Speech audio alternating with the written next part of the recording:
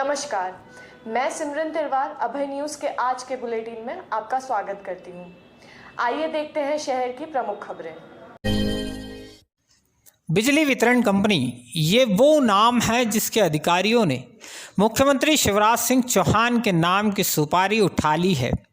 CM और उनकी सरकार भले ही जनता की भलाई के लिए कदम उठाने के लाख दावे करें, लोगों के घरों में बिजली के बिल पहुंचते ही सरकार का सारा इंप्रेशन टाएं टाएं फिस। यकीन नहीं आता तो बिजली बिल के सुधार कराने वालों की लंबी लाइन देख लीजिए। लाइन में खड़े अधिकांश लोगों की शिकायत है कि इनके घरों तक 10-10, 20-20 हज़ार रुपए के बिल दिए जा रहे हैं। बिल ठीक कराने पहुंच रहे हैं तो ठीक से जवाब भी नहीं मिलता। इधर से उधर जाओ, उधर से इधर आओ, बाकी अधिकारी के पीछे घूमते जाओ। कोरोना के चक्कर में उम्रदराज लोगों को सलाह दी गई है कि वे घरों में ही ज़्यादातर समय बिताएं। यहाँ उल्टा हो रहा है। 70-70 साल के बूढ़े लोग बेचारे बिल सुधरवाने की कतार में लगे हैं। अच्छा, एक बात और, कतार में लगकर जितने लोग खिड़की तक पहुँच रहे हैं उनमें से अधिकांश के बिल भी ठीक हो रहे हैं और रकम कम भी की जा रही है। जब बिल कम करना ही थे तो गलत बिल भेजे क्यों?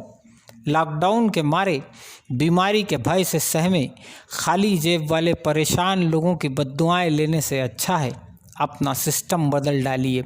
बिजली वितरण कंपनी के महाशयों, सुनिए सरकार चुनने वाले सत्ता के असली मालिकों का दर्द। और लगभग फरवरी में मैंने एक मीटर लगवाया था, ठीक है, जिसका लॉकडाउन के ड्यूरिंग रीडिंग नहीं हुआ। हम भी समझते हैं कि नहीं हुआ होगा, परंतु उसके बाद जब मैं रीडिंग लेकर आया तो इन्होंने मुझे 6,000 कुछ का बिल थमा दिया, 6,238 रुपए का।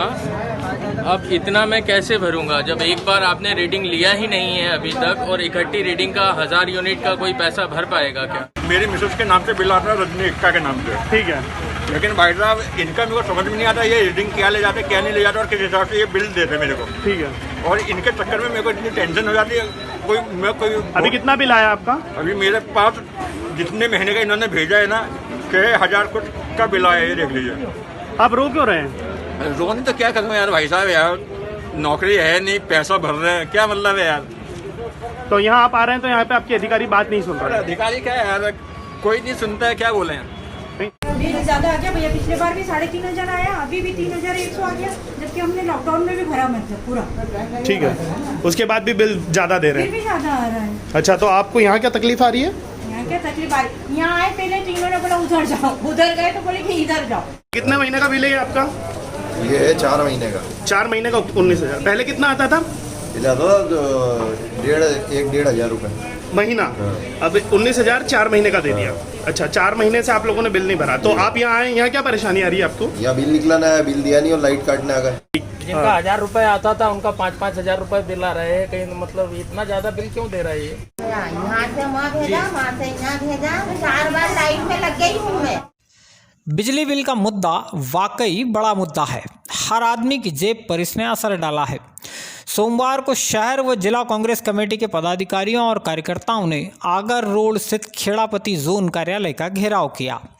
यहां सरकार के खिलाफ नारेबाजी की गई। इस तरह के विरोध प्रदर्शन कई मायनों में ज़रूरी भी हैं। ऐसे प्रदर्शन ही सरकार और उसके चहेते अधिकारियों को निरंकुश होने से रोकते हैं। कांग्रेस के नेता और कार्यकर्ता यहाँ विरोध प्रदर्शन करने पहुँचे तो पहले से बिल सुधरवाने के लिए कतार में खड़े लोग भी इनके साथ हो गए। कुछ पल के लिए ही सही, लेकिन सत्ता की निरंकुशता को रोककर जनमानस की विचारधारा बदल जाने का यह एक सटीक उदाहरण है। भाजपा के सत्ता के सीट्स पर पहुंचाने वाले थिंक टैंक भी अच्छे से जानते हैं कि ऐसे छोटे छोटे घटनाक्रम ही तो एक दिन सत्ता विरोधी लहर पैदा कर देते हैं। पहले नई सड़क और अब खेड़ापति जोन। शहर व जिला कांग्रेस ने तय किया है कि अगले 5 दिन तक भी शहर के अलग अलग जोन कार्यालय पर अनाप शनाप बिजली बिलों के विरोध में ठीक इसी तरह के प्रदर्शन होंगे। इसके बाद जिला व शहर कांग्रेस का संयुक्त आंदोलन अधीक्षण यंत्रिक कार्यालय ज्योति नगर के बाहर भी किया जाएगा। अगर जनता के बिजली के बिल कम नहीं किए, इसी प्रकार से अगर बिल आते रहे तो कांग्रेस इस भारतीय जनता पार्टी में बैठे शिवराज सिंह चौहान की सरकार की ईंट सेंट बजा देगी। अधिकारियों का ये कहना है कि हम शीघ्र एक बैठक बुलाने जा रहे हैं, उस बैठक में बात रखेंगे, पर कांग्रेस का यह क्रम विरोध का लगातार चलता। मध्य प्रदेश सरकार के आर्थिक हालात भी ज़्यादा कुछ ठीक नहीं है। लॉकडाउन ने आम परिवारों के साथ ही सरकार की सेहत पर भी असर डाला है। मध्य प्रदेश शासन अब तक कर्मचारियों को डीए और इंक्रीमेंट भी नहीं दे सका है। सरकार के इस रवैये के खिलाफ सोमवार को मध्य प्रदेश अधिकारी एवं कर्मचारी संयुक्त मोर्चा द्वारा कोठी पैलेस पर विरोध प्रदर्शन कर कलेक्टर आशीष सिंह को ज्ञापन सौंपा गया। मोर्चे के संयोजक मोतीलाल निर्मल ने मीडिया कर्मियों के माध्यम से आम जनता के बीच अपनी बात रखी। मध्य प्रदेश शासन द्वारा हमारे डीए नहीं दिया, इंक्रीमेंट हमको नहीं मिला है, जो इस राज्य शासन में काले दिवस के रूप में जाना जाएगा कि काल्पनिक इंक्रीमेंट हमको दिया गया है।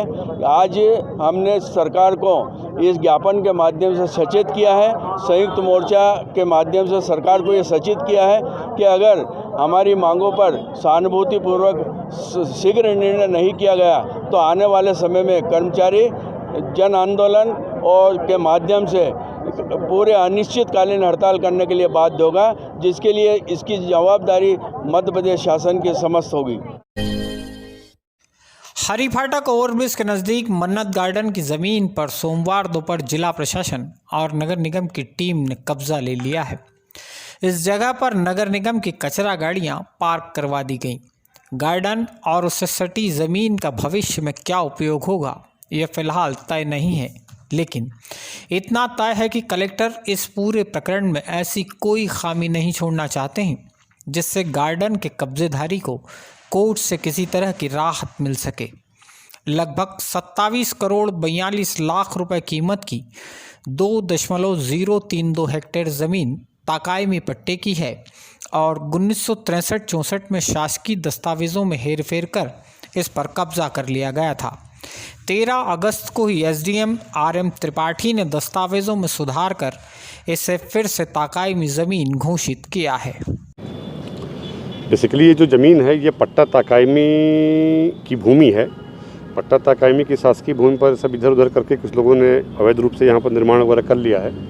कल सारी फाइलों को देखने के पश्चात में हम लोगों ने इसको शासन पक्ष में इसका आधिपत्य प्राप्त किया था और सार्वजनिक हित के लिए किया जाना था। तो आज सार्वजनिक हित में इसको नगर निगम को हैंडओवर किया जा रहा है। हमारे ज़िले में एक बार फिर से 16 नए कोरोना मरीज सामने आए हैं। इनमें से 12 उज्जैन शहर के हैं, जबकि तराना के 3 और बड़नगर से 1 नया मरीज सामने आया है। 324 संदिग्ध मरीजों की रिपोर्ट सोमवार को स्वास्थ्य महकमे को प्राप्त हुई है। 16 मरीज सामने आए, लेकिन 17 पुराने ठीक होकर भी घर भेजे गए। कोरोना से मौत का आंकड़ा भी सोमवार को बढ़ा है। पिछले 2 दिन में कोरोना से 2 मरीजों की मौत हो चुकी है। मौत का आंकड़ा अब हमारे ज़िले में 77 पर पहुंच गया है। अच्छी बात यह है कि ज़िले में एक्टिव कोरोना मरीजों की संख्या 226 है। इनमें से भी 158 में किसी तरह के लक्षण नहीं हैं। गत 1 माह से एक्टिव मरीजों की संख्या 200 से 250 के बीच ही बनी हुई है। यह इशारा है कि हमारे ज़िले में कोरोना की मौजूदगी भले ही है, लेकिन स्थिति ज़्यादा चिंताजनक नहीं है। खबरें दे दनादन के प्रायोजक हैं आरके क्लब एवेन्यू। इस गणेश चतुर्थी पर करें अपने घर का सपना साकार। आरके होम्स में आपके विश्वास को और मजबूत करने के लिए आरके डेवलपर्स लेकर आए हैं आरके क्लब एवेन्यू, ज्ञान सागर स्कूल के पास, देवास रोड, उज्जैन। गुदरी बाजार में रहने वाले 45 वर्षीय राजेश शंकर लाल सहारिया की संदिग्ध परिस्थितियों में मौत हो गई है। राजेश सहारिया की मौत का कारण फिलहाल स्पष्ट नहीं हो सका है। चिमनगंज मंडी उज्जैन से गेहूं भरकर हैदराबाद के लिए रवाना हुआ एक ट्रक और उसमें लदा माल ड्राइवर और क्लीनर सहित नदारद हो गया है। ट्रक मालिक मोहम्मद सोहेल निवासी बेगमबाग ने इस मामले में ड्राइवर विनोद सिंह हाड़ा और क्लीनर आदिल के खिलाफ चिमनगंज मंडी थाने में केस दर्ज कराया है। मालनवासा स्थित आरओ प्लांट पर नागजिरी पुलिस ने छापामार कार्रवाई कर यहां से 8 युवकों को शराबखोरी करते हुए गिरफ्तार किया है। इन युवकों ने आरओ प्लांट को बियर बार बना दिया था।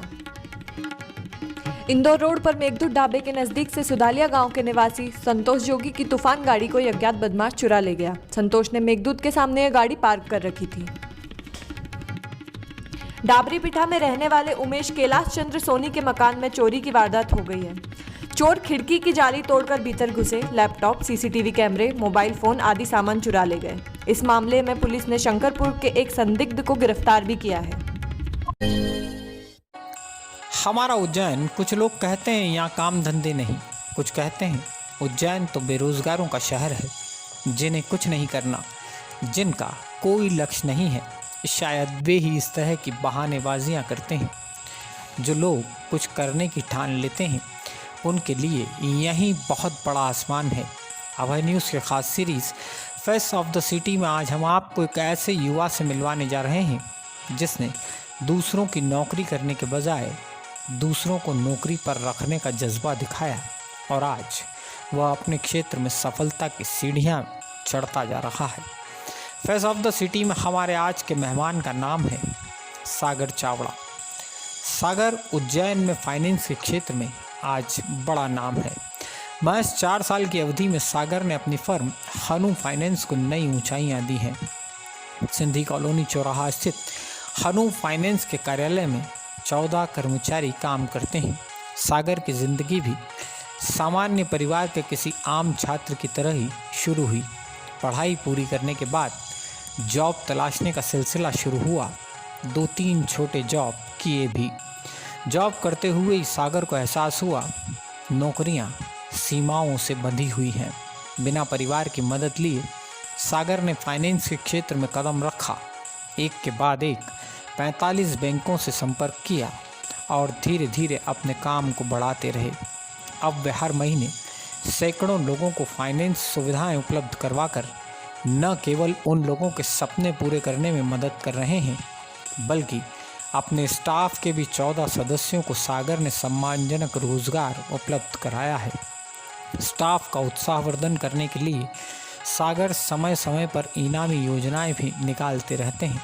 सागर कहते हैं करने वालों के लिए यहाँ बहुत काम है, केवल इच्छा शक्ति मजबूत होना चाहिए और अपने काम के प्रति सच्ची लगन चाहिए।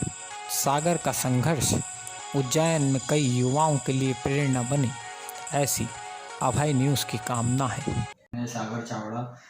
इस सफ़र तो स्कूल ख़त्म होते ही शुरू हो गया था। जैसे कि पढ़ाई ख़त्म हुई और सोचा कि बिजनेस करना है, कुछ बड़ा व्यापार करना है, लेकिन पैसों की प्रॉब्लम थी उस समय। कई नौकरियों के लिए भी मैं इधर उधर भटका और मैंने नौकरियां भी करी 1-2 जगह पर, जैसा कि कपड़ों की शॉप पर भी मैंने यहाँ पर वर्क किया था और वहाँ से थोड़ा बहुत कपड़ों का नॉलेज लिया। सोचा था कि कपड़े का बिजनेस ओपन करें, लेकिन फिर बाद में पता लगा कि ये कंपटीशन का मार्केट होता है। कंपटीशन के मार्केट को देखकर ऐसा लगा कि ये वाला बिजनेस आगे जाके कहीं ना कहीं रुकावटें देगा, इसलिए मैंने एक नई फील्ड चुनी जिसे फाइनेंस डिपार्टमेंट कहा जाता है, जैसे कि सर्विस प्रोवाइडर हैं। तो ये था आज का हमारा बुलेटिन। हमारे बुलेटिन्स पर कमेंट और उसको शेयर ज़रूर करते रहें। कल दोबारा मिलते हैं ताज़ा खबरों के साथ। जय श्री महाकाल।